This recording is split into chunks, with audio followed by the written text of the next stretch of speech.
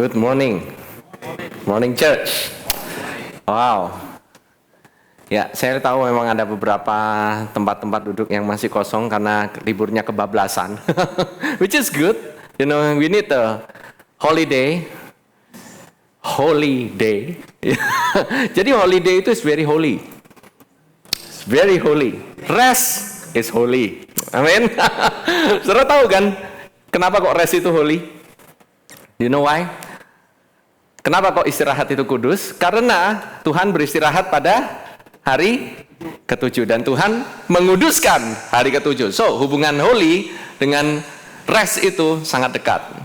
So, when you are restful, actually you are in a holy, most holy posture. Sikap yang paling kudus. Beristirahat apa? Beristirahat bukan karena diri sendiri, beristirahat bukan dari aktivitas, tapi beristirahat di dalam Kristus dan pekerjaannya yang telah selesai di atas kayu salib. Saudara tahu nggak? Peristirahatan itu sebenarnya bukan beristirahat secara fisik. Fisik itu kalau beristirahat, tapi kalau otak nggak pernah istirahat atau kita punya conscience, tahu conscience, hati nurani kita nggak pernah beristirahat dalam Kristus dan pekerjaan Kristus yang telah selesai, engkau tidak akan pernah beristirahat. Sama seperti orang Israel. Mereka itu dibilang bahwa let us labor unto rest. Bayangin, untuk istirahat perlu usaha untuk beristirahat. Itu kan sesuatu hal yang sangat paradoks, satu hal yang sangat berlawanan. Bagaimana itu satu-satunya kata-kata atau perintah di dalam firman Tuhan yang dikatakan benar-benar kamu tuh harus gentar kalau kamu tidak masuk dalam tempat peristirahatan itu. Oke? Tapi hari ini saya nggak akan berbicara mengenai beristirahat. Saya akan berbicara mengenai sesuatu hal, yaitu doa. Why? Kita sekarang udah terlalu banyak hal-hal di mana kita ini suka mikirin, waduh kalau doa itu harus begini, harus kayak begitu. Minggu lalu saya udah touch sedikit mengenai doa, karena saya merasakan bahwa bagaimana banyak orang-orang yang mungkin masih merasakan bahwa doa itu sesuatu hal yang berat, suatu hal yang istilahnya itu harus dilakukan justru oleh pendoa syafaat, oleh seorang pendoa yang mempunyai skill khusus. Pendoa punya skill khusus, bayangin aja ya kan. Bahkan ada pendoa yang dibayar, pendoa bayaran. Bukan cuma pemburu bayaran, ada juga pendoa bayaran. Dan ini sebenarnya sangat bertentangan sekali dengan apa yang ada di firman Tuhan. Saya nggak pernah lihat ada di firman Tuhan ada pendoa bayaran. Dan saya nggak pernah lihat di dalam konteks bahwa doa itu bisa dibikin satu departemen atau satu program khusus. Dan saya nggak pernah lihat. Makanya sampai sekarang saya nggak merasakan ada move atau ada flow bahwa saya harus membuat suatu departemen khusus untuk orang-orang yang suka untuk berdoa. Tapi kalau misalnya saudara-saudara mau berdoa, just pray. Tapi pertama-tama, when you pray, you have to have a right foundation. Perlu ada suatu landasan kebenaran yang sudah dibukakan, yang sudah dimerdekakan. Karena apa? Karena kalau kita cara percayanya salah, doa kita pun salah. The moment waktu kita percaya dengan benar, waktu kita berdoa, dan saya tahu setiap doa-doa kita jawabannya adalah ya. In Christ, the answer is always yes and amen. Jadi nggak ada doa nggak ini. Kalau memang sampai istilahnya nggak ke arah situ, kenapa kok nggak ke arah sini? Tenang aja, nanti Roh Kudus akan mengarahkan. Saya percaya sekali bahwa pekerjaan Roh Kudus di dalam kita itu terlalu besar, terlalu berkuasa, sehingga dia sanggup membelokkan kita punya keinginan, kita punya perbuatan, bahkan the work of the Holy Spirit itu kita terlalu underestimate. Tahu nggak? Kita terlalu meremehkan kekuatan daripada Roh Kudus ini. Why? Ini roh yang sama yang membangkitkan Kristus dari antara orang mati. Ini adalah roh yang sama yang membuat Yesus berjalan di atas permukaan bumi dan melakukan mujizat termasuk membangkitkan orang mati. Saudara percaya bahwa saudara pun mempunyai kekuatan yang sama, roh yang sama di antara kita semua. Saya punya roh di dalam saya sama dengan roh di dalam kalian, is the Spirit of Jesus, the same Spirit of Jesus. Roh yang sama, baptisan yang sama, kita ini adalah sama karena ada roh itu. Kita berkumpul di tempat ini bukan karena kita ini punya hobi yang sama. Saya percaya hobinya beda-beda. Yang satu aja hobinya itu demen olahraga, demen ini, yang satunya juga demen olahraga perut. Makan maksud saya. Kemarin siapa yang selama liburan itu wisata kuliner? Enggak ada yang mengaku. Ya cuman saya doang lah. Kelihatan ya dari postur tubuhnya gitu ya. Mungkin semakin mengembang ke kanan dan ke kiri mungkin gitu ya. And juga untuk yang teman-teman yang ada di luar negeri, happy kan kalau kita bisa wisata kuliner bersama-sama. I mean like with the family dan semuanya. It's really happening banget. Why? Karena kita bisa bersama-sama, kita menikmati waktu kebersamaan bersama dengan keluarga ini. I'm very grateful for this vacation sebenarnya. Karena saya bisa spend time more with my family yang selama ini mungkin kalau lagi kerja mungkin nggak bisa intens seperti ini gitu. But I'm also grateful for my mates. Setiap pembantu kita. Siapa yang bersyukur untuk ada domestic workers, kita punya pembantu, kita punya mbak yang bisa bantuin kita? Setuju ya? I mean like kadang-kadang kita juga kurang appreciate mereka. I really appreciate them. They help my kids, they help chores, household chores. Setelah mereka nggak ada baru sadar gitu. Wow, gitu ya. Ternyata selama ini semua hal-hal yang kita anggap udah otomatis jalan itu ternyata ada yang menjalankan di belakangnya. But truly sesuatu yang kita appreciate bersama-sama. We need to give thanks for all these things yang kita ada. Amin. So let's dive into the word. Jadi saudara, saya akan melanjutkan sedikit dari yang lalu. This is part 2. 1 Korintus 14 ayat 2 sampai yang keempat. Dikatakan, siapa yang berkata-kata dengan bahasa roh tidak berkata-kata kepada manusia, tetapi kepada Allah. Saya lagi, yang berkata-kata dengan bahasa roh, kita pray in the spirit, ya kan?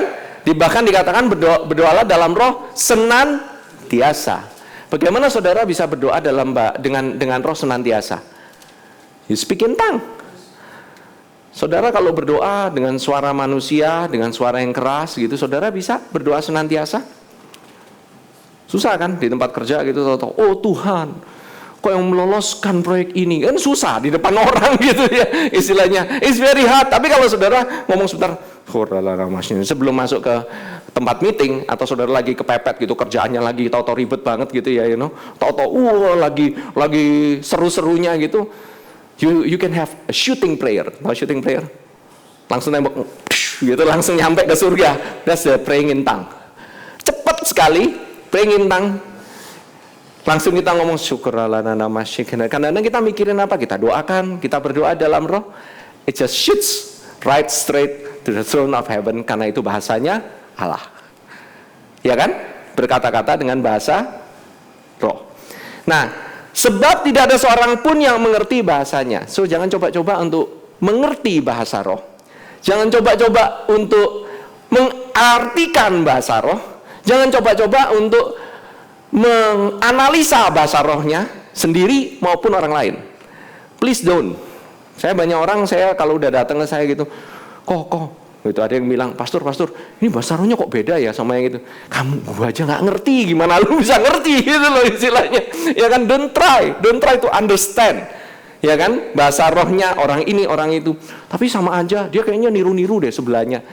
It's okay, man. Bahasanya dia sama bahasa rohnya dia, bunyinya bisa sama, lafalnya bisa sama, tapi maksudnya bisa berbeda. Karena tidak ada seorang pun yang mengerti bahasanya. So, jangan coba-coba untuk mengerti. Oke? Nah, dibilang tidak ada seorang pun. Saudara tahu nggak? Ada orang lain juga yang nggak mengerti bahasanya. Ada satu sosok yang nggak mengerti bahasanya, which is setan. Betul, setan nggak mengerti bahasanya. So, it's a secret language. Our secret language. Kita ini punya secret language yang dimana setan nggak bisa decode, nggak bisa membuka rahasianya. It's so great, dimana bahasa ini itu kalau saudara bahasa roh jebret sekali gitu, man, the devil itu ketakutan banget, sangat ketakutan. That's why, sebab itulah bahasa roh adalah hal yang paling kontroversi. Why? Karena setan nggak ngerti. Dia berusaha supaya kalian nggak berbahasa roh, nggak berdoa dalam roh, supaya dia mengerti, karena kalian berdoa dengan bahasa manusia, dengan akal budi. Akal budi dia bisa mengerti. Amin. Nah, ini loh saudara. Saya mau maju sedikit ya. Oke. Dibilang sebab tidak seorang pun yang mengerti bahasanya, oleh roh yang mengucapkan hal-hal yang rahasia. What type of secrets? Yang saya tahu, the secrets itu adanya itu pada Tuhan. Rahasia misteri itu adanya pada Kristus. Disitulah terletak misteri yang luar biasa. Sosok Kristus, pribadi Kristus, bahkan kemauannya Kristus. Saudara mau berdoa sesuai dengan kemauannya Kristus? Pray in the Spirit. When you pray in the Spirit, you pray the secret ways. You pray the secret yang orang lain gak bakalan bisa mengerti. Orang juga gak bakalan bisa kepikir. Setan juga gak kepikir. Bahkan dirimu sendiri gak tahu bahwa saudara sedang mungkin mendoakan masa depanmu sendiri. You pray for your own future. Saudara kemungkinan sudah bernubuat untuk masa depanmu sendiri. You know, praying in the Spirit, you can prophesy your own future.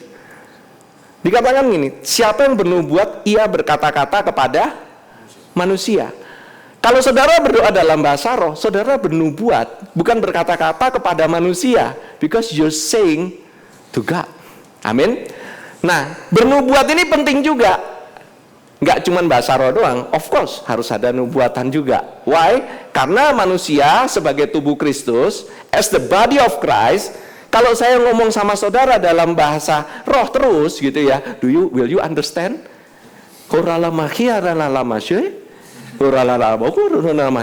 Nah, nggak ngerti kan? Nggak ada yang mengerti. How can I know? How do you know? What's my meaning? Sandal lama, sandal baru, sandal lama, sandal baru. Comprende? Capish? Capish? Capish tahu? Bahasa Italiano. Ya, itu saudara tahu nggak? Bernubuat itu dia berkata-kata kepada manusia, dan nubuatan itu punya kuasa. Bernubuat itu sama dengan saudara sebenarnya berdoa untuk masa depan dengan bahasa manusia. It's the same. Kita nggak ngomong sesuatu hal yang muluk-muluk. Siapa yang bisa bernubuat? Orang yang dapat roh nubuatan itu pasti bisa bernubuat.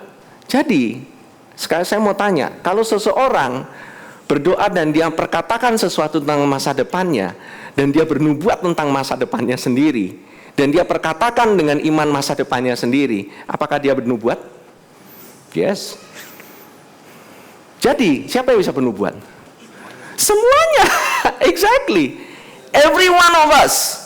See, the thing is, iblis membuat saudara-saudara atau saya terkecoh, tertipu bahwa nubuat itu hanya bisa dilakukan oleh segelintir orang kecil yang harus punya karunia nubuat atau nabi. Nabi ini, ya kan? Bayangin aja judulnya aja ada prophet. Yeah. Di sini udah terkenal, ada prophet Lita.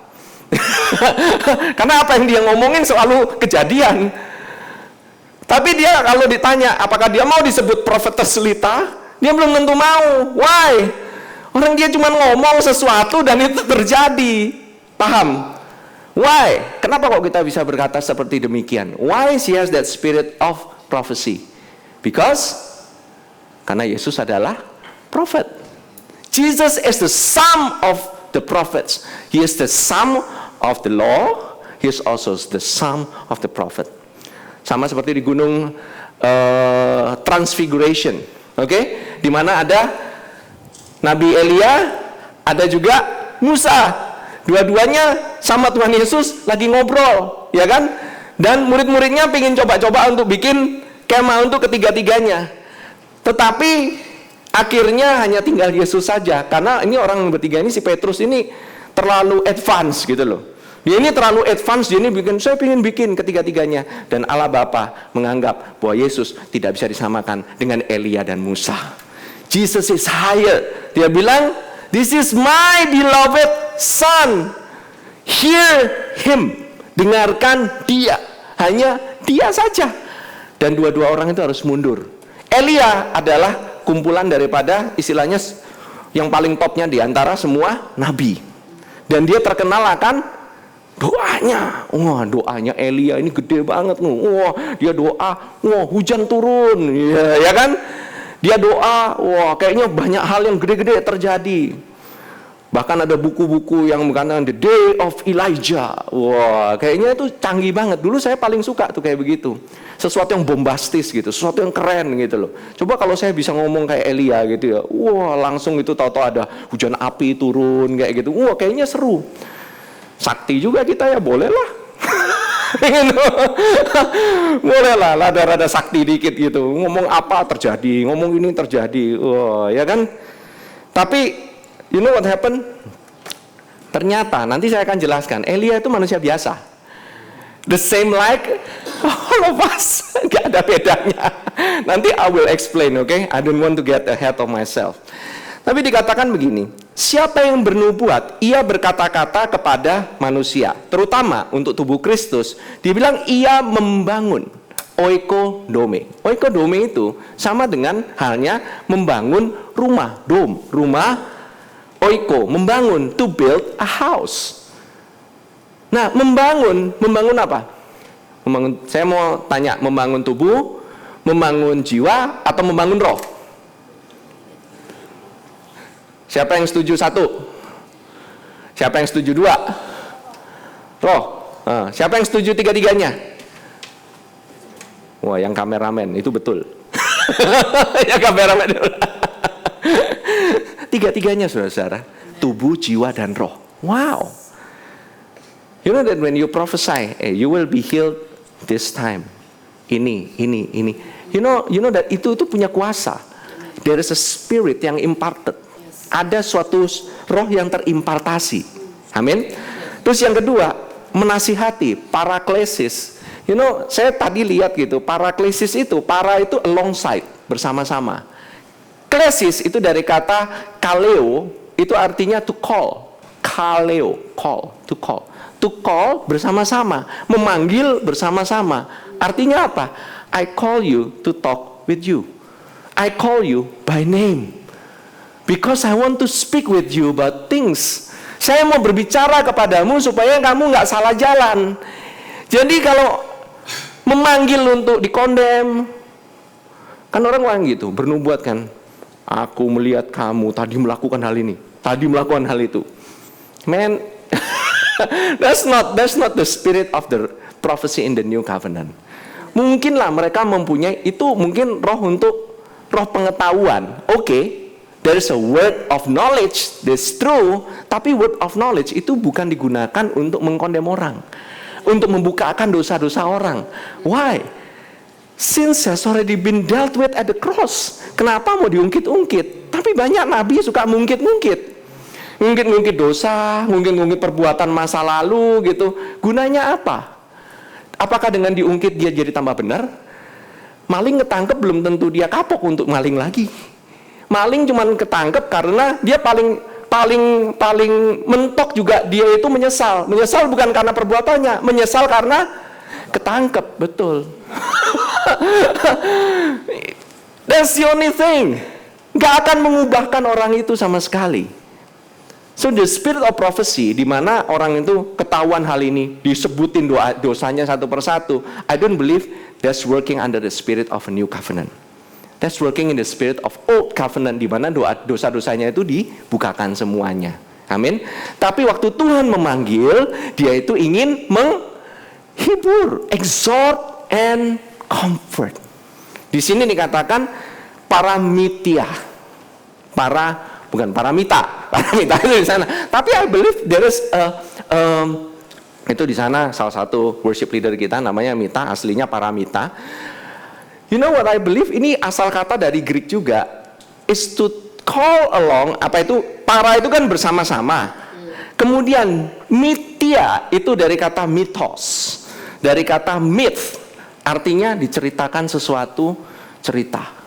Jadi pada saat kita dihibur, kita itu diceritakan suatu cerita sama Tuhan bahwa in your future, the future is great. The future is awesome. The future is all about victory. Karena Tuhan telah membayar kemenanganmu 2000 tahun lalu di atas kayu salib, maka masa depanmu adalah masa depan yang penuh dengan kemenangan. Itu loh, dia menceritakan hal yang indah di masa depanmu. That's actually the spirit of a new covenant prophecy. Kalaupun ada sesuatu hal, misalnya I see gloom, I see darkness, but selalu ada but-nya, tetapi engkau akan bersinar, engkau akan bercahaya di tengah-tengah kegelapan itu. Always a greater story. Karena Tuhan always end in a victory note. Nggak pernah end in a really, dia nggak pernah menghabisi ceritanya langsung wah, the end-nya itu quite bad gitu. Enggak. No, the end always good. Amin. Now, dikatakan siapa yang berkata-kata dengan bahasa roh, ayat yang 4, ia membangun dirinya, oiko domeo, tetapi siapa yang bernubuat, ia membangun the church. Amin. Jadi kalau saudara ngomong dalam bahasa roh, sama dengan saudara membangun tubuh, jiwa, dan rohmu. Bukan hanya membangun manusia roh. Dikatakan siapa yang berkata-kata dengan bahasa roh, ia membangun manusia roh. No, siapa yang ngomong kayak begitu? Adakah seminar yang berkata seperti itu? Oh, banyak. But I believe dia ini membangun dirinya sendiri, tubuh, jiwa, dan roh. Kau semakin bahasa roh, bisa-bisa engkau nanti efek sampingnya itu banyak sekali. Salah satunya mungkin kau jadi tambah muda. Mungkin kau jadi tambah ganteng, tambah cantik. Mungkin kau jadi tambah kurus, tambah kelihatannya kayak amin. Yang cowok jadi tambah maco. Yang cewek semua, wih, luar biasa sekali. You know, I really believe so. Every time waktu kita ngomong dengan bahasa roh, you know, your mind itu nggak bisa operating. Tahu nggak? Pemikiranmu nggak bisa operate. Karena apa? Kamu sadar, tapi karena kamu nggak ngerti apa yang kamu ngomongin, berarti rohmu yang berdoa kan. Dan roh itu mengetahui apa yang perlu didoakan dalam tubuh. Oh, sel seperti ini tolong didoakan. Oh, sel otak perlu didoakan. Kalau pakai pikiran kita sendiri, kita bisa lupa kan? Kita nggak bisa cover semuanya. How can we cover everything? Nggak bisa. Tapi kalau roh, dia bisa cover semuanya. When you limit your prayer with the human mind, karena human mind ini limited, then your prayer is limited. Tapi kalau roh itu unlimited, then your prayer will be unlimited. Amin. So, siapa yang mau di sini untuk unlimited prayer? Of course. As easy as saying, thank you Lord Jesus. It's very easy. Very easy. Bisa dilakukan kapan aja. Kadang-kadang kalau kita lagi ini merenung, ada satu tempat perenungan yang paling enak, yaitu setelah bangun tidur masuk ke kamar mandi. Di situ tempat perenungan, merenung di sana kita bisa bahasa roh bisa banyak kali gitu. Nggak ada yang bikin malu lagi gitu. Semua orang mau bahasa roh di sana, kelas-kelas juga bisa. Lagi nyetir mobil bisa. So anytime you wanna pray, just pray. Amin. Nah, sikapnya bagaimana kalau kita berdoa dalam roh? Oh, harus dengan sikap kudus dong. Nggak mesti. Kadang-kadang tidur pun bisa. Kadang-kadang sambil sebel pun bisa. Apakah sikap tubuhmu penting? Nggak terlalu sih. Tapi sikap hatimu penting. Yes. Why? Karena hati ini, dimana kita ini connect rohnya itu dengan Tuhan. Sikap hati kita sendiri itu dengan Tuhan. Kita mesti mengetahui, bukan sikap hati kita, artinya kita harus minta ampun. No. Believe that God loves you so much. Believe bahwa Tuhan gak pernah mengkondem. Believe bahwa Tuhan gak pernah merasa kamu tuh ngerepotin dia pada saat kamu mintanya banyak. Pada saat kita itu gak kayak orang gak tahu diri. Pada saat kita sebel, kita marah-marah, paling bagus itu kamu ngomong sama Tuhan dengan bahasa roh. When you have nothing to say, waktu kamu lagi sebel sama orang, waktu kamu lagi nggak ada kata-kata, pray in tongue. Sometimes words cannot cover it. Sometimes kata-kata udah nggak bisa untuk cover. Amin. Banyak orang itu berdoa, they pray and hope so. Tapi untuk orang-orang Kristen, saya percaya they pray and know so. Mereka ini nggak berdoa dan berharap doanya untuk dijawab, tetapi mereka berdoa dan mereka tahu bahwa doanya pasti dijawab. Amin. That's for believers. Kalau saya ngomong gitu ya, saya udah janjian nih, udah fix benar dengan Cilita. Saya tahu dia pasti misalnya janjian di satu tempat, dia pasti ada di sana. Terus kalau saya bilang setelah janjian nih, kita udah janjian, benar-benar janjian nih, terus saya nggak ada pemberitahuan lagi gitu ya. Terus kemudian saya ngomong nih sama orang, saya berharap lah Cilita benar-benar bisa datang. Man, I insult her. Saya menghina dia loh. Amin. Do you understand?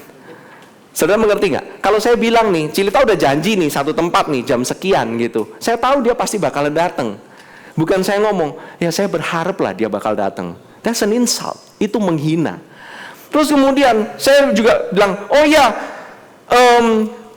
kalau gitu saya datang dan saya beriman Cilita pasti datang. Itu juga saya menghina dia.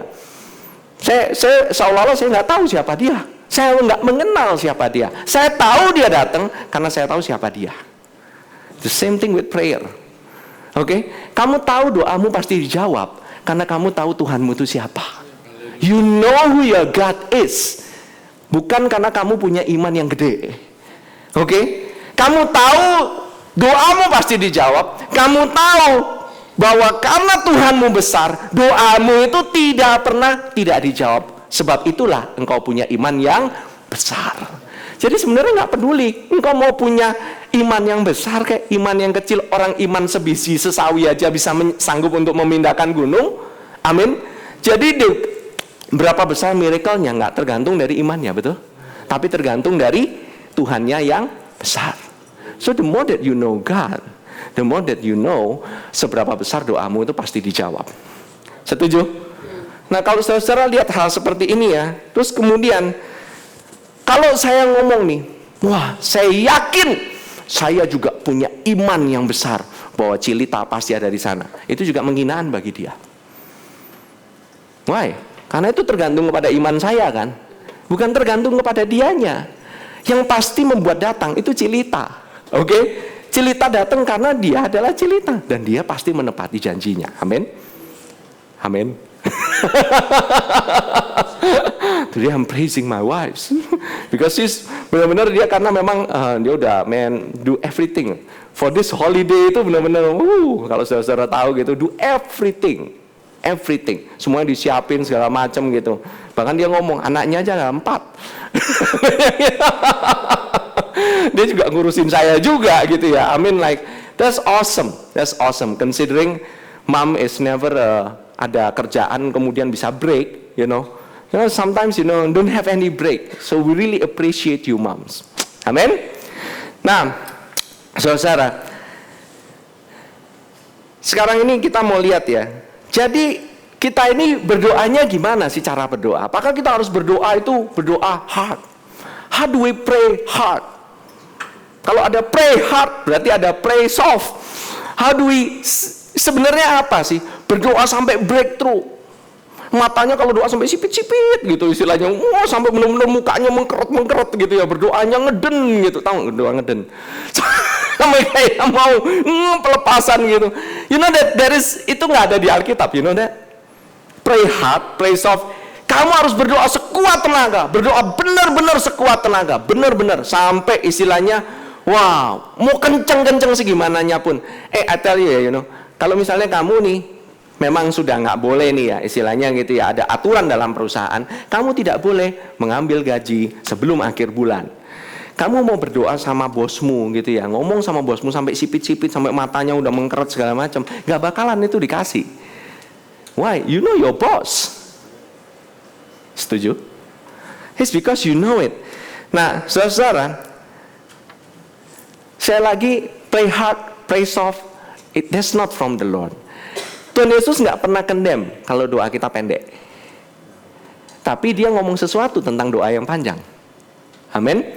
Nah, ini orang kemudian banyak bilang, ini masalahnya berat loh bro. Kita mesti doanya lebih kenceng nih. Is that true? Banyak kan yang kayak begitu kan. Oh, we must pray harder. Sampai breakthrough.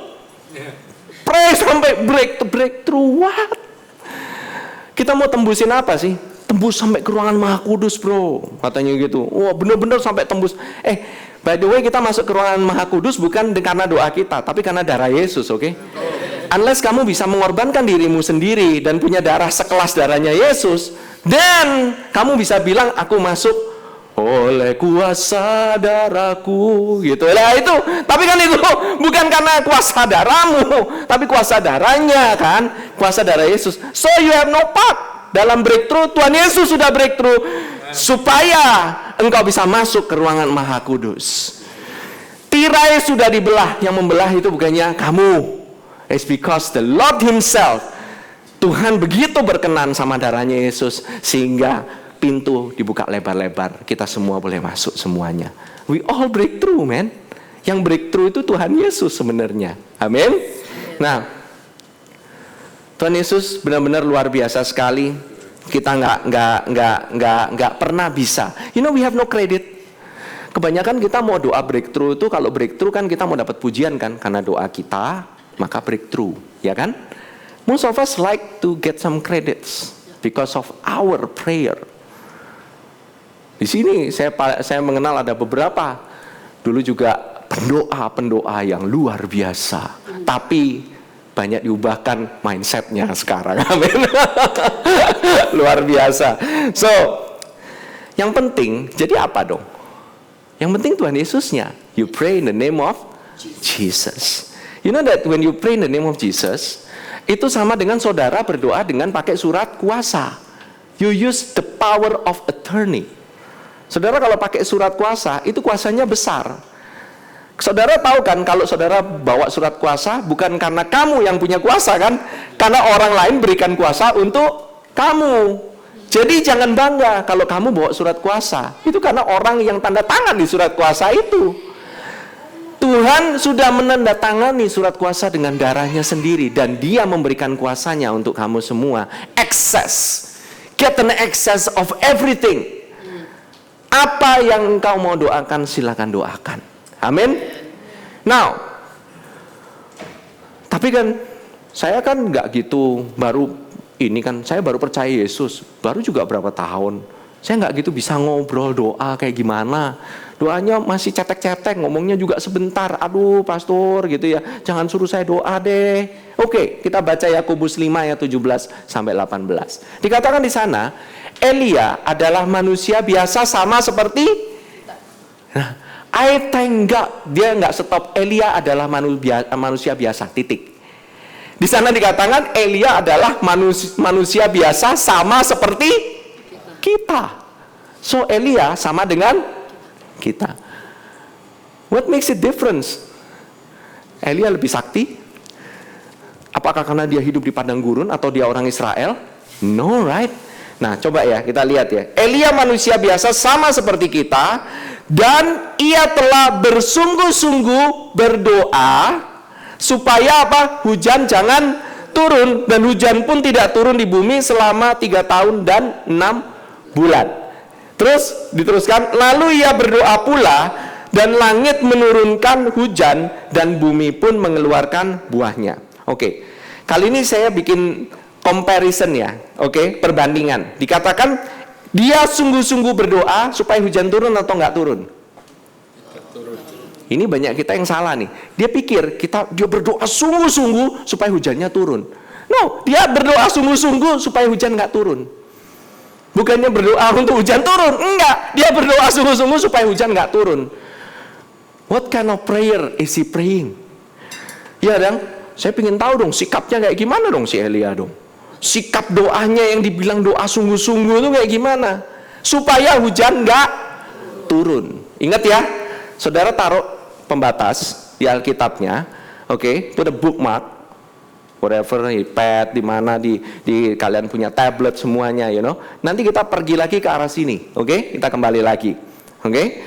Let's see what kind of prayer ya. Kita buka di 1 Raja-Raja 17. 1 Raja-Raja 17 ayat yang pertama. Ini doanya Elia yang sungguh-sungguh. Lalu berkatalah Elia, orang Tisbe, dari Tisbe Gilead kepada Ahab, demi Tuhan yang hidup Allah Israel yang kulayani, sesungguhnya tidak akan ada embun atau hujan pada tahun-tahun ini, kecuali kalau ku katakan. Titik. Dari situ doa sungguh-sungguh. Berapa second? Tadi ada yang time saya untuk berdoa seperti demikian. It takes only 5 seconds for me to pray. Itu dikatakan doa sungguh-sungguh. Oke, sekarang katanya kan, ini gimana dong sikapnya dong? Yang benar gitu, sikapnya paling nggak berlutut lah, berdoa sungguh-sungguh lah, ngomong terus lah, diperkatakan berulang-ulang, itu baru sungguh-sungguh. Oke, kita buka 1 Raja-Raja 18 ayat 41 sampai 45. Ingat ya, ini doa supaya hujan turun. Yang tadi doa sungguh-sungguh, yang ini doa berarti nggak terlalu sungguh-sungguh dong mestinya. Oke, kita lihat. Kemudian berkatalah Elia kepada Ahab, ayat 41 ya, pergilah, makanlah dan minumlah, sebab bunyi derau hujan sudah kedengaran. Lalu Ahab pergi untuk makan dan minum, tetapi Elia naik ke puncak gunung Karmel, lalu ia membungkuk ke tanah dengan mukanya di antara kedua lututnya. Oke. Bang Irwan bisa tolong contohin kayak gimana? Enggak, jangan Bang. Please. Membungkuk ke tanah, kepala ditaruh di kedua lutut. That is how he pray untuk minta hujan. Dan tidak dibilang dia berdoa sungguh-sungguh di sana, oke? Dia berdoa. Setelah itu ia berkata kepada bujangnya, naiklah ke atas, lihatlah ke arah laut. Bujang itu naik ke atas dan ia melihat dan berkata, tidak ada apa-apa. Kata Elia, pergilah sekali lagi. Demikian sampai berapa kali? 7 kali. So hard ya. Susah banget dapat resultnya. Dia doa sekali, ngomong 5 detik, hujan gak turun. Itu doa sungguh-sungguh. How contrary, betapa berlawanan dengan selama ini apa yang kita percayai. Doa sungguh-sungguh itu berarti bukan masalahnya berapa panjangnya kan? Tapi kepada siapa dia berdoa. Amin. Nah, pada ke-7 kalinya berkatalah bujang itu, wah, awan kecil sebesar telapak tangan timbul dari laut. Lalu kata Elia, pergilah, katakan kepada Ahab, pasang keretamu dan turunlah, jangan sampai engkau terhalang oleh hujan. Maka dalam sekejap mata langit menjadi kelam oleh awan badai, lalu turunlah hujan yang lebat. Ahab naik kereta lalu pergi ke Israel. Kita kembali ke tadi di Yakobus 5 ayat 17. Yakobus 5 ayat 17. Bahasa Inggrisnya dikatakan, Elias was a man subject to like passions as we are. To like passions. Passions itu bukannya about romance, novel. No, bukan masalah itu. Passions itu adalah sama kelemahannya, sama dengan kita. Dia juga punya perasaan. Dia bisa sedih, dia bisa kecewa, dia bisa dikhianati, dia bisa merasa ketakutan, dia bisa merasa banyak guilty-nya, dia bisa merasa nggak mampu untuk berdoa. It's the same like us. Saya percaya saudara-saudara kalau yang belum pernah mendengarkan hal ini, beberapa saya tahu saudara-saudara mungkin ada yang pernah, tapi yang belum pernah mendengarkan hal ini, I feel yang ada rilis di sini. Berarti saudara nggak perlu lagi ada syarat prasyarat untuk berdoa secara sungguh-sungguh. Nggak ada lagi loh saudara. You have no more. Bagaimana sih caranya doa yang benar-benar talk chair itu? Bagaimana sih pastor? Sampai dibikin seminar. Saya udah datang seminar doa, tetap aja doa saya biasa-biasa saja. Why?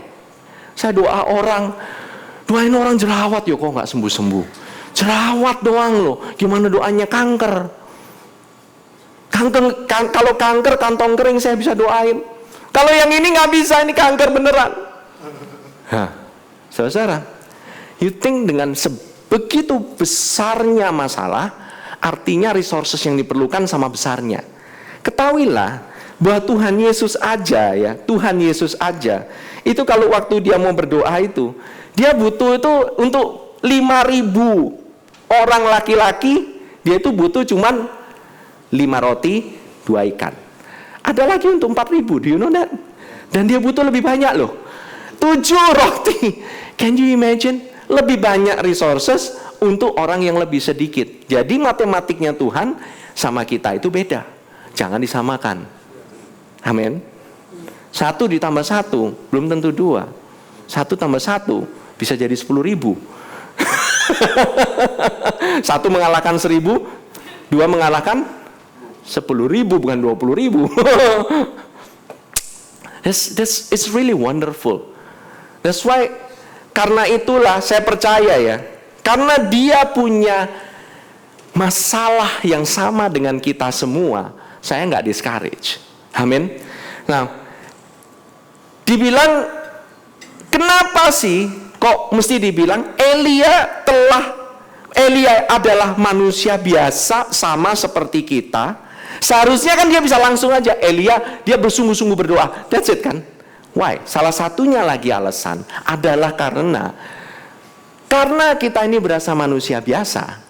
Kita suka minta tolong sama orang lain yang lebih luar biasa untuk berdoa. Bener kan? Mau minta doain ini, panggil pasturnya. Ngusir setan, panggil pasturnya. Semua panggil pasturnya. Ini bersihin rumah dari ini, apa itu? Ayo doain rumah, pasturnya dipanggil, ya kan? Pas lagi makan-makan gitu sendirian, pasturnya nggak dipanggil. Tapi bukan di jemaat ini. Jemaat ini semua manggil pasturnya. Ketahuilah saudara bahwa somehow Roh Kudus itu telah melihat di masa depan bahwa orang-orang itu kepingin mensubkon doa itu kepada orang lain. Doa disubkon ke pendoa syafaat. Doa disubkon ke nabinya Tuhan. Doa disubkon ke orang yang lebih tokcer doanya. Ada orang-orang tertentu yang memiliki gift khusus untuk disubkon. Can you imagine ya, doa bisa subkon? Saya pikir cuma bangunan doang bisa disubkon. Enggak loh. You know that Roh Kudus itu adalah Roh Kudus yang sama. Amin. Sebenarnya nggak ada beda ini. Wah, kamu mau doain, tolong dong, saya mau pergi ke khusus ke seminar si ini atau si anu, saya nggak mau sebutin nama lah, nggak enak gitu ya.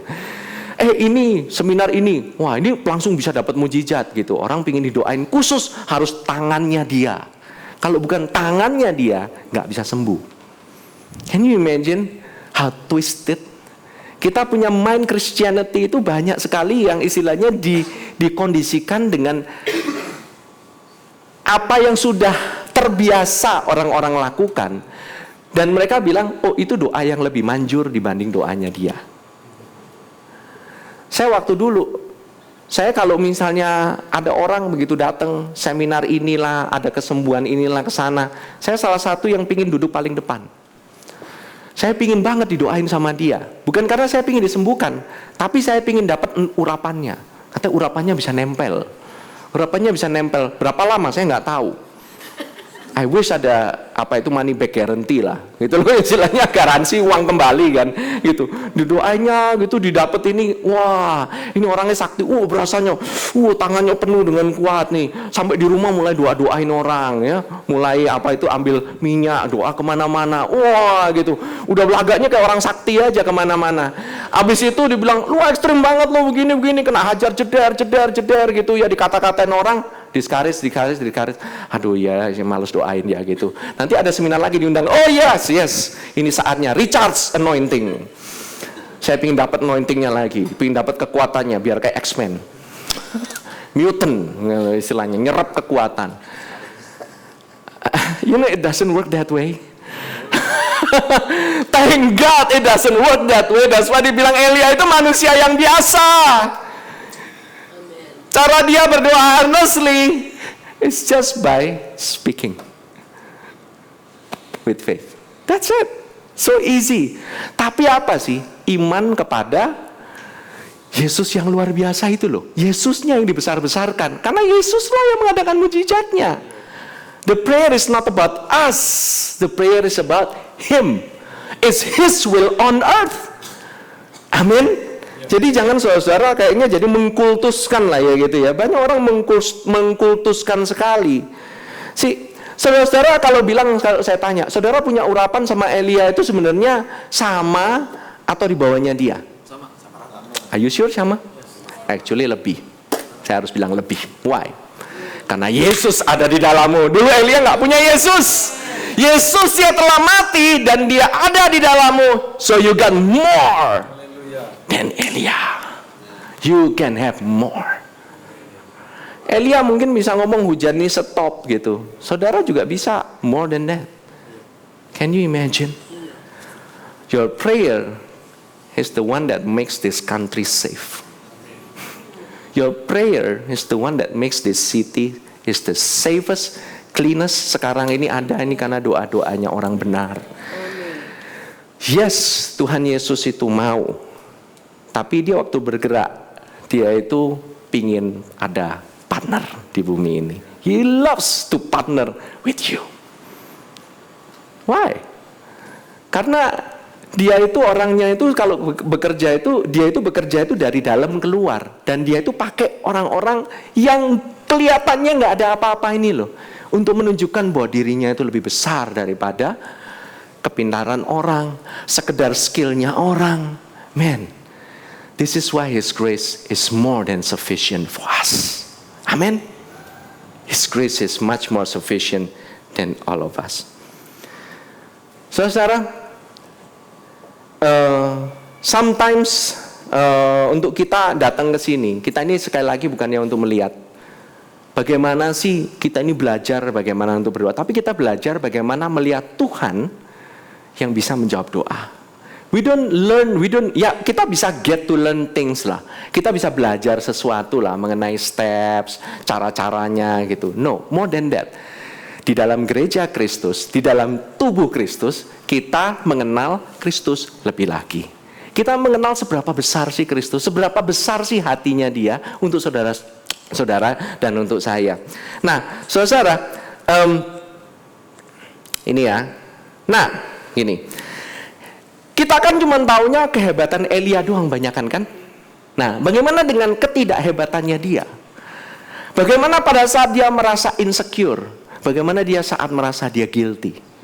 Kita baca sama-sama 1 Raja-Raja 19 ayat 1 sampai 3. Nah, ini dia.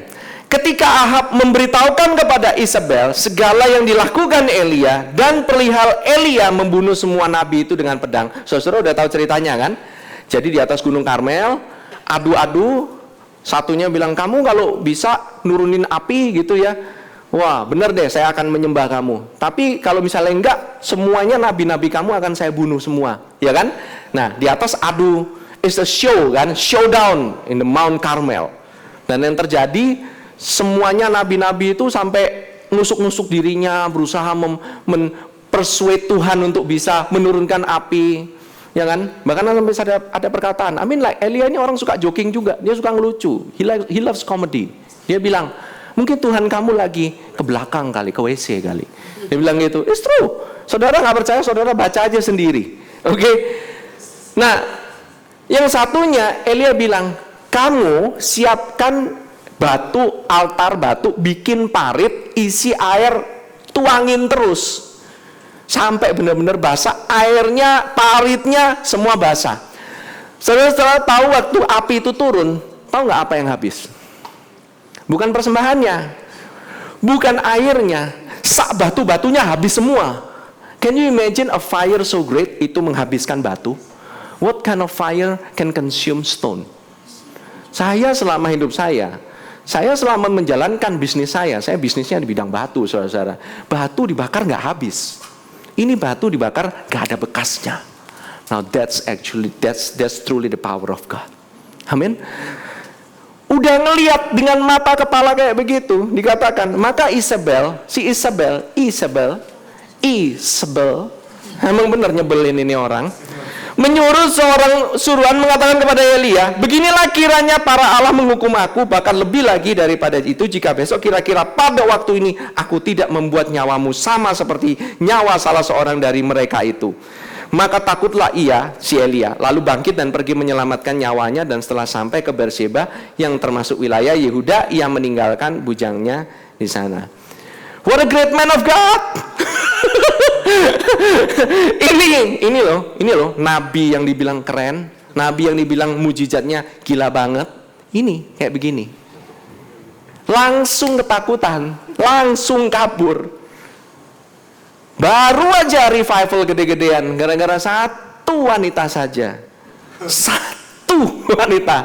Makanya dalam keluarga suami satu wanita saja. Just one woman. Ya punya dua lebih repot. Ya kan? No, I'm not saying about this ya. Nanti ibu-ibu lihat saya udah dengan muka yang kira sebentar lagi saya keluar nanti ditimpukin ini.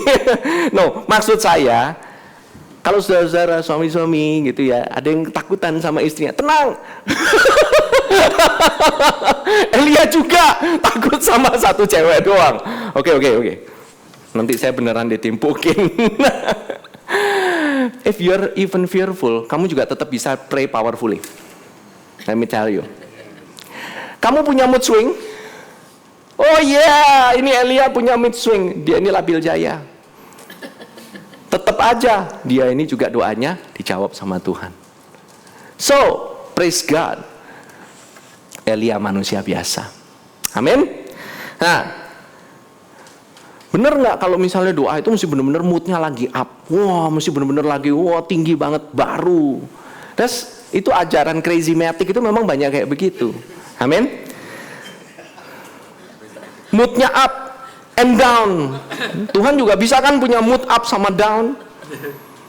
Mau mood up maupun down, Tuhan pasti dengar doa kita. Amin. Haleluya. 1 Raja-Raja 19 ayat 4. Nah, ini adalah orang yang sangat diurapi Tuhan. Mari kita lihat bersama-sama. Tetapi ia sendiri masuk ke padang gurun sehari perjalanan jauhnya, lalu duduk di bawah sebuah pohon arar. Bukan pohon ara ya, pohon arar. Bahasa Inggrisnya broom tree. Wah, pohon sapu. Oke.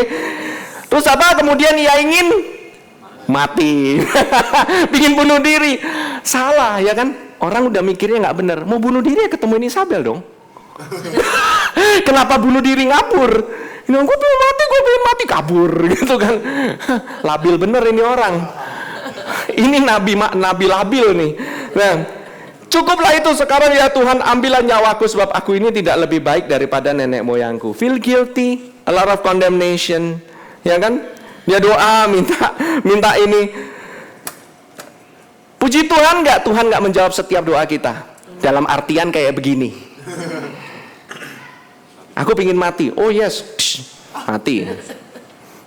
Thank God, God doesn't answer every one of your prayer. Amin. Tapi kalau saudara berdoa untuk kesehatan, Tuhan pasti jawab nggak? Pasti. Why? Dia sudah menjawab 2000 tahun yang lalu di atas kayu salib. Dalam tubuhnya Tuhan Yesus. He already over answer it. Dia berikan semuanya. Amin. Nah, kalau saudara ingin tahu sebenarnya Tuhan itu menjawab doa sakit penyakit nggak sih? Cukup saudara gampang. Saudara lihat aja di atas muka bumi ini waktu Yesus sedang berjalan pada zaman perjanjian baru. Dia berjalan dan menyembuhkan orang-orang sakit. Pada zaman itu dia aja berjalan kemana-mana. Dan pekerjaannya yang paling signifikan itu adalah kesembuhan. It means bahwa Tuhan pingin kita semua untuk menjadi sembuh. Amin.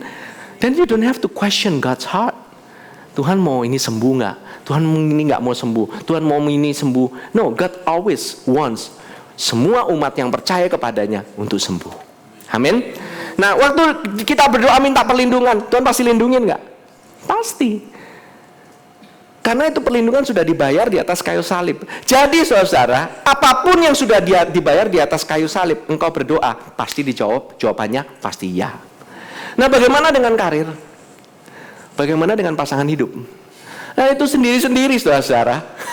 You know, sometimes kita berdoa, wah ini kalau saya mau masuk company ini, saya mau masuk universitas ini. You know that sometimes Tuhan mungkin nggak menjawab spesifik kamu akan masuk ke sana, tapi Tuhan selalu over answer your prayer.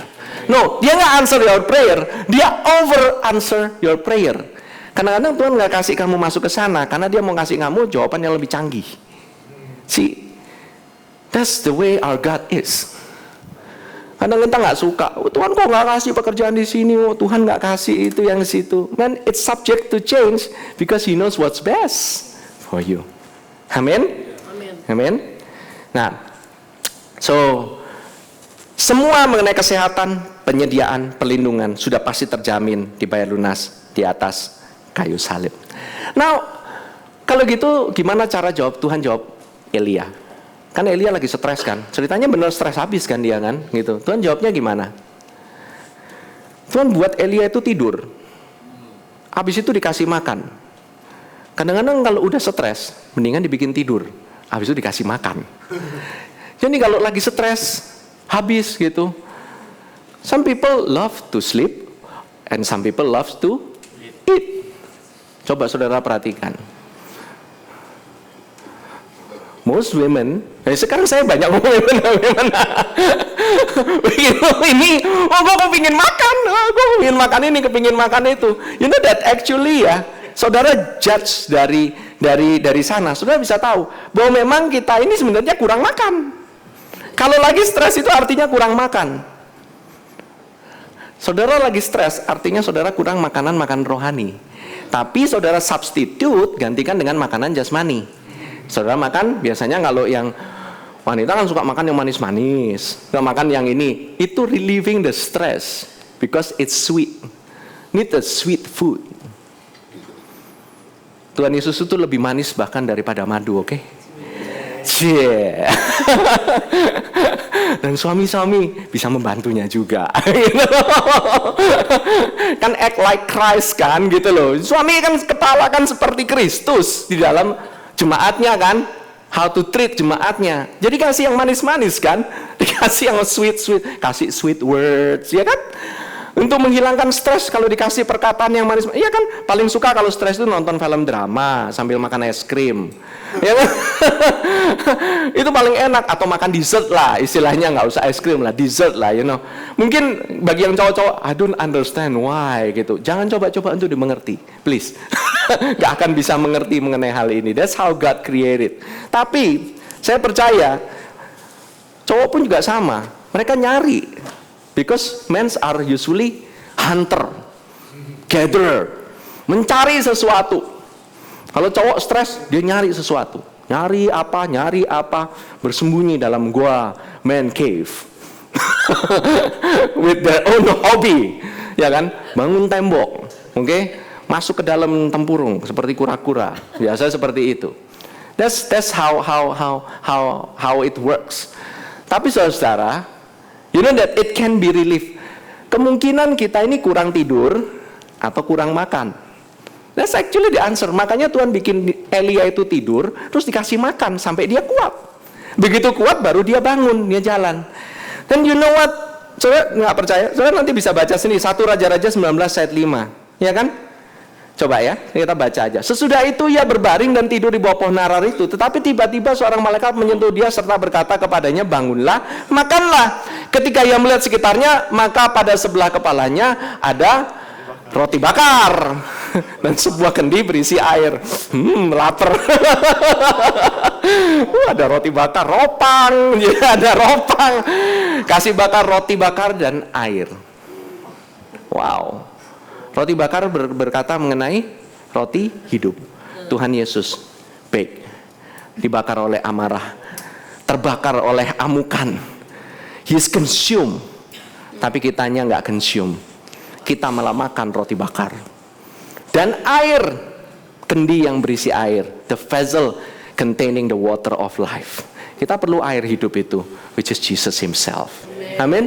Si saudara bisa melihat there's a revelation about Jesus Christ. Lalu ia makan dan minum kemudian berbaring pula. Nah, waktu itu kita berpikir kalau gitu jawabannya pasti bombastis. Wah, Tuhan akan berkata dari balik awan hitam.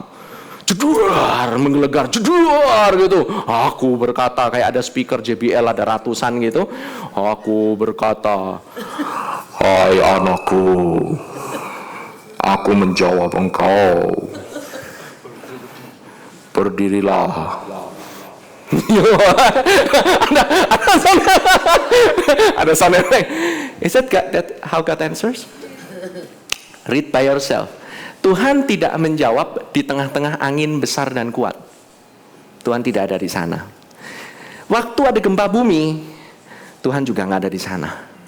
Waktu api menyambar, Tuhan nggak ada di sana.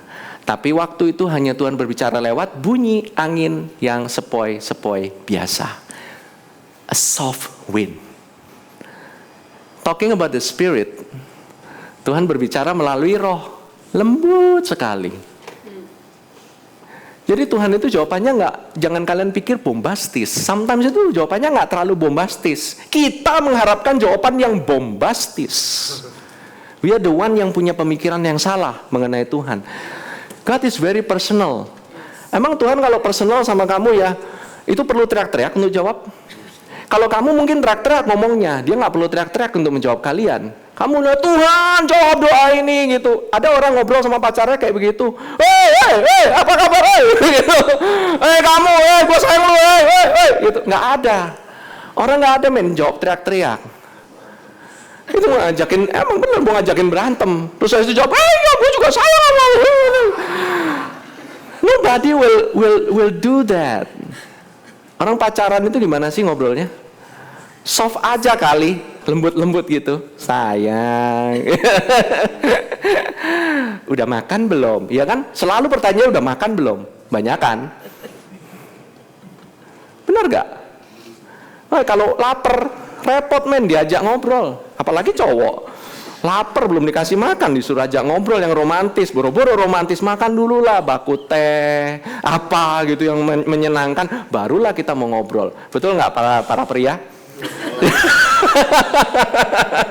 Jujur aja lah. Jujur aja gitu. Oke? Haleluya.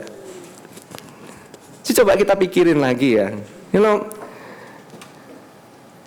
Tuhan itu nggak perlu dibujuk. Untuk berdoa nggak perlu dibujuk. Tuhan tuh nggak kayak istilahnya, orang itu kayak nggak mau gitu. Udah kayak ngambek, tau nggak? Kayak ngambek. Orang ngambek gitu. Ayo dong bujuk gue lagi dong. Doanya lebih lamaan. Semenit doang gitu, doa mau gue jawab gitu. Cobalah lamaan lah, sejam kayak gitu. No, God is not like that. Tuhan tuh nggak kayak begitu. Roma 8 ayat 32, kalian udah tahu isinya apa? Ia yang tidak menyayangkan anaknya sendiri, tetapi yang menyerahkannya bagi kita semua. Bagaimanakah mungkin ia tidak mengaruniakan segala sesuatu kepada kita bersama-sama dengan Dia? That's proof.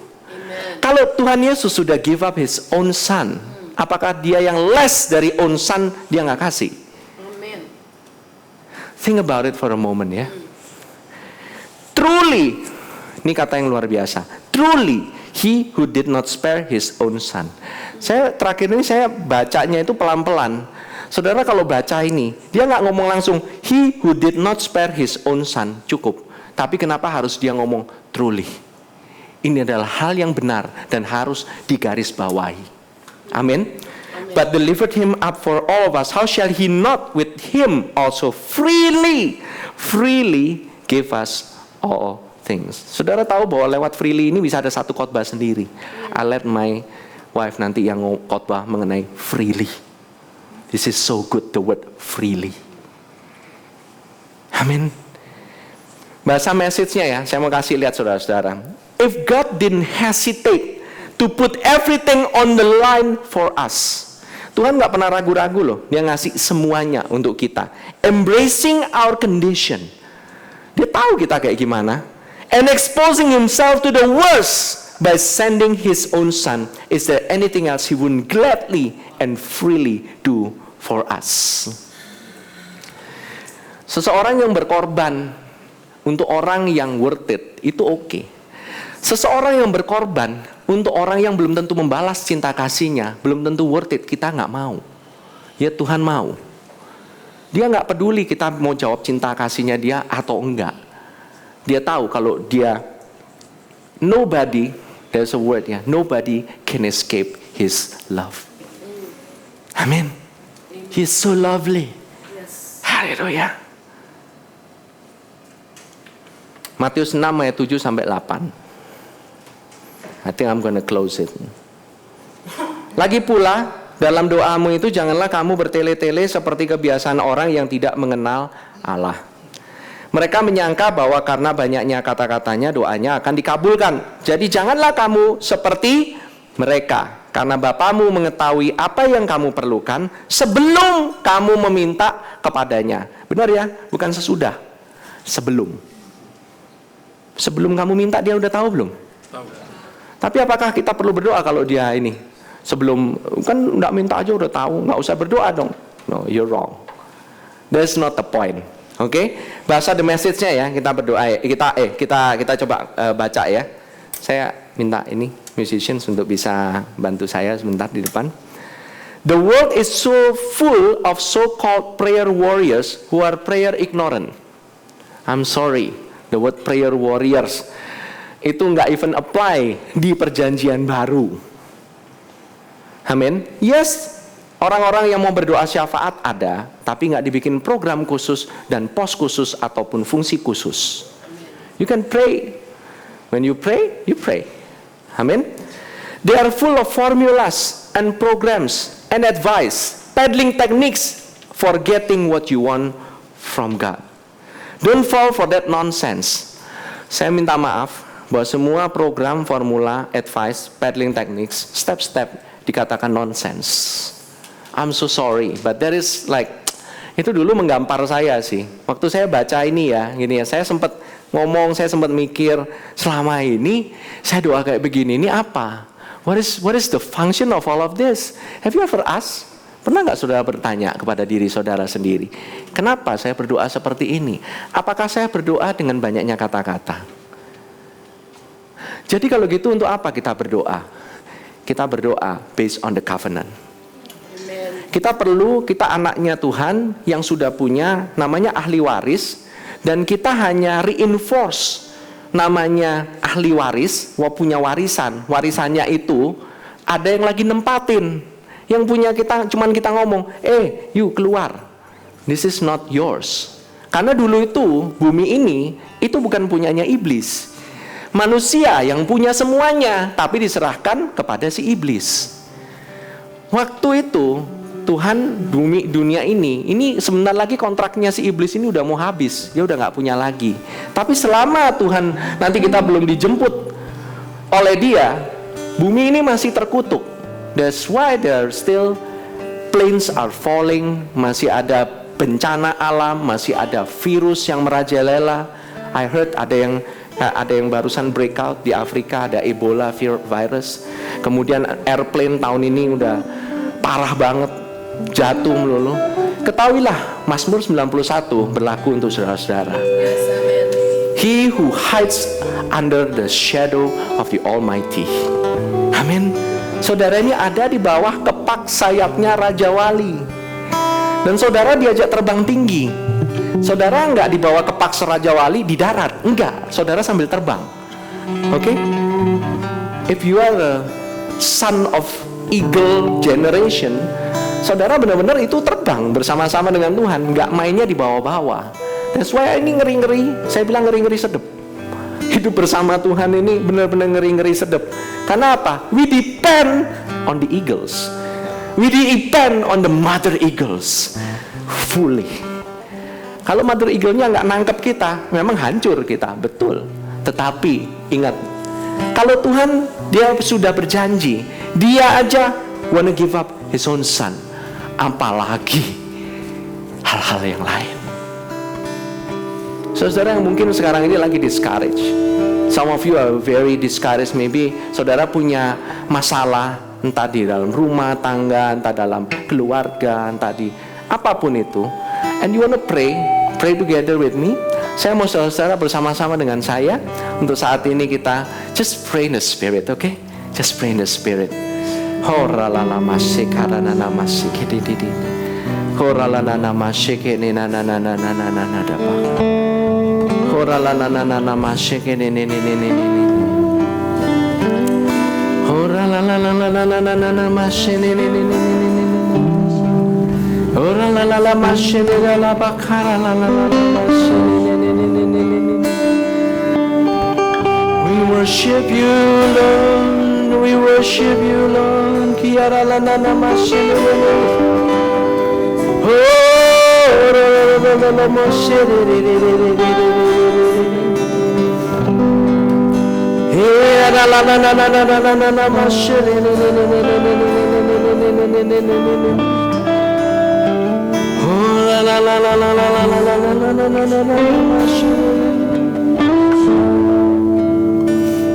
Horalala masini. Terima kasih ya Tuhan. Thank you Lord Jesus. Terima kasih Tuhan Yesus. Kau bukan hanya menjawab doa kami, tetapi Engkau menjawab lebih daripada apa yang kami minta, karena Engkau mengasihi kami dengan luar biasa. Mungkin ada beberapa di antara kami mungkin yang lagi discouraged, mungkin seperti Elia. Kami sedang banyak dirundung oleh masalah dengan condemnation with guilt. Mungkin kami juga mengalami banyak masalah dengan over expectation atau under expectation. Tapi kami tahu ya Tuhan, bahwa Engkau sanggup bahkan mengubah hati kami, sanggup mengubah keadaan kami, bukan karena kami beriman, tetapi karena siapa dirimu. You are Jesus. Thank you Jesus, you are wonderful, always wonderful. Thank you Jesus. Engkau adalah our high priest, imam besar kami. Terima kasih ya Tuhan Yesus. We give you thanks. Hallelujah. Thank you Jesus. Thank you Lord Jesus. Thank you Lord Jesus.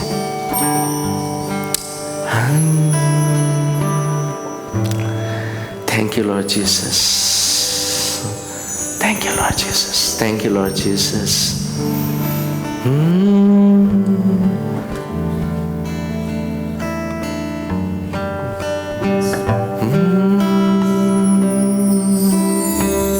I sing praises to your name, oh Lord, praises to your name,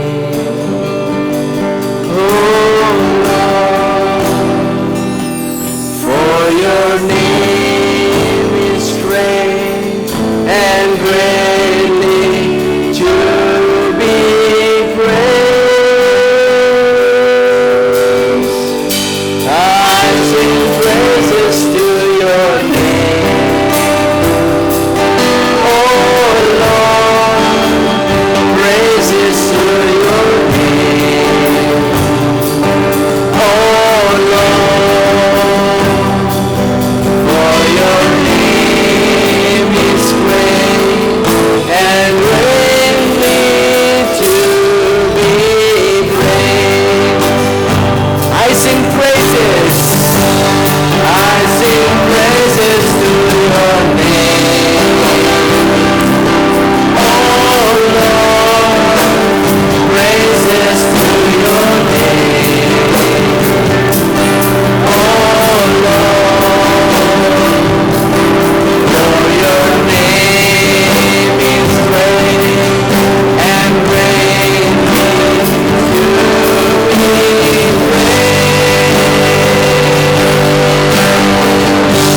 I sing praises to your name, oh Lord, praises to your name, oh Lord,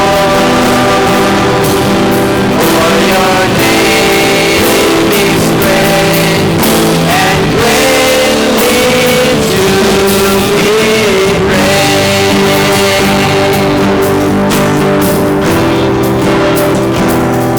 Thank you, Lord.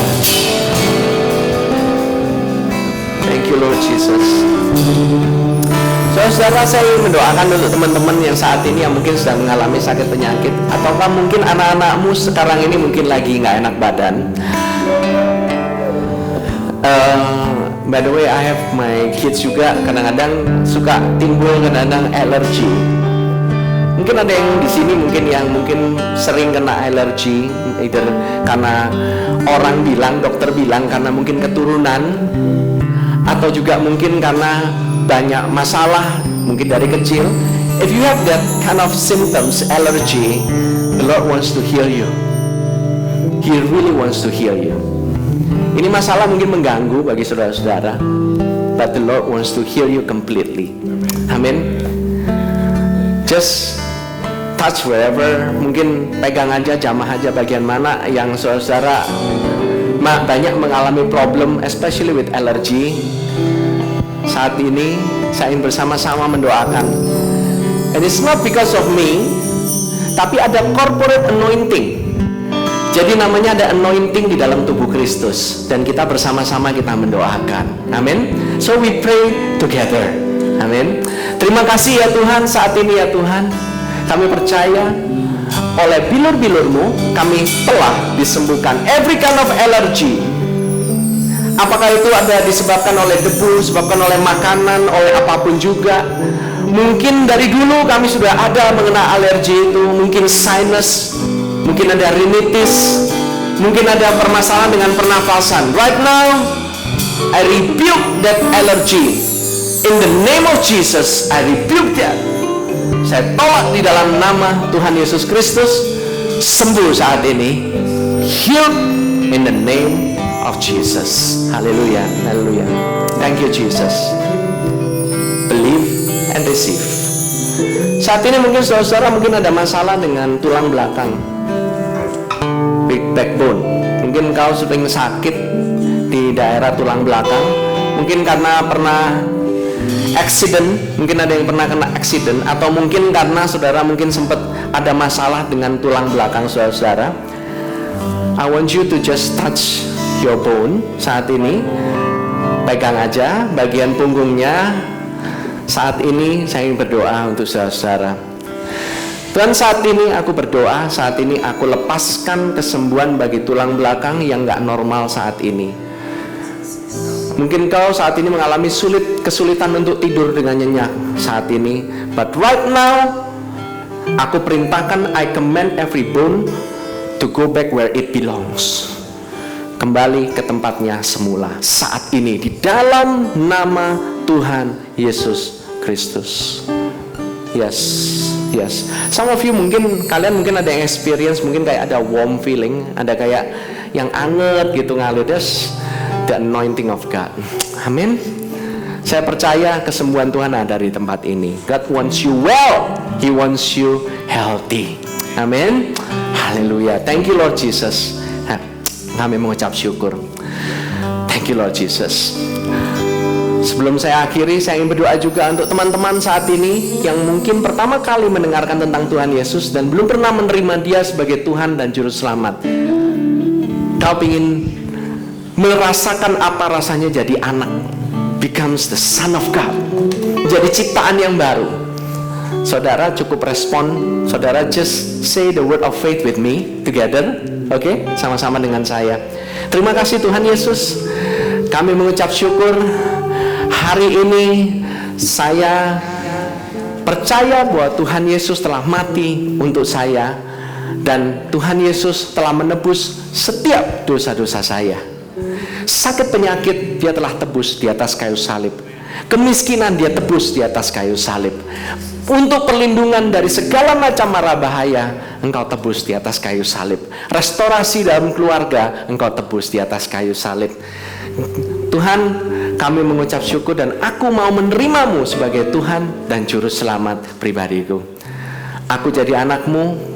Pada hari ini aku percaya bahwa aku telah masuk bersama-sama sebagai warga kerajaan surga. Terima kasih Tuhan Yesus untuk cinta kasih-Mu. Di dalam nama Tuhan Yesus Kristus aku berdoa. Saudara-saudara, saya ajak saudara untuk bangkit berdiri. Thank you Lord Jesus. Terima kasih Tuhan. Biarlah Tuhan sendiri Dia yang memberkati dan melindungi-Mu. He gives the protection. Mazmur 91 berlaku untukmu kemanapun engkau berjalan. Baik engkau masuk maupun engkau keluar, engkau ada dalam kota, engkau lagi keluar kota, you are protected. Terima kasih Tuhan Yesus. Dan biarlah Tuhan selalu menyinarkan wajahnya kepadamu. Dia tidak pernah memalingkan wajahnya daripadamu. Dia memberikan kepadamu kasih karunia-Nya yang berkelimpahan dan damai sejahtera-Nya yang luar biasa. Dan yang menerima berkat ini katakan amin. Happy Sunday.